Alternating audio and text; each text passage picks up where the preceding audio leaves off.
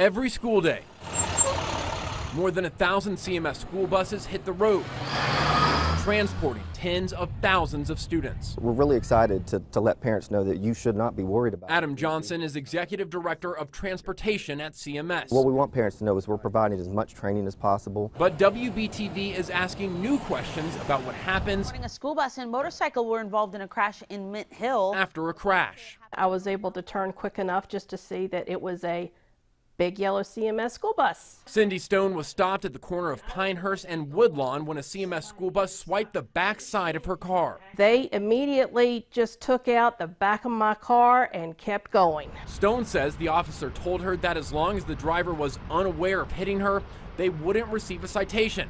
And that's exactly what happened. I said, well, why aren't they going to get a ticket? And he says, they don't get tickets. And I was shocked. WBTV analyzed 218 CMS school bus crashes since 2014. Only 4 bus drivers were given citations. Does that not seem like a surprisingly low number at all? Well, maybe to a casual observer, it might. Jeff Estes is Deputy Chief of Police at CMPD.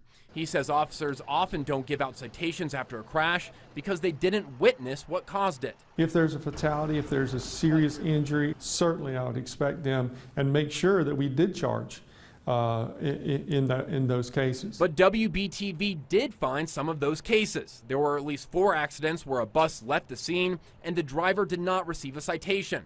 In 2016, a school bus ran into this car, sending one driver to the hospital. His wife tells WBTV he had a metal rod inserted into his leg during surgery. 2 witnesses say the car the bus hit had the green light.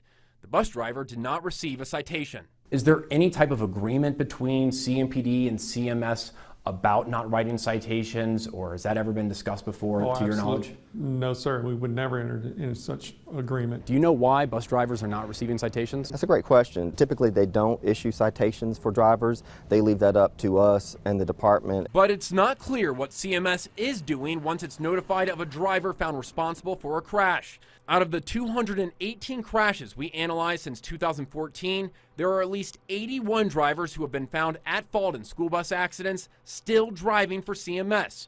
That includes 5 drivers who have been in multiple accidents. Drivers who've caused crashes where other drivers and even students have been sent to the hospital. Crack in my ribs, big bruise on the side of my hip. How many accidents does it take before a school bus driver could be fired? It is a case-by-case basis, unfortunately. There's not really a bar that we use. Certainly the level of severity of the accident is one of the factors that we take into consideration.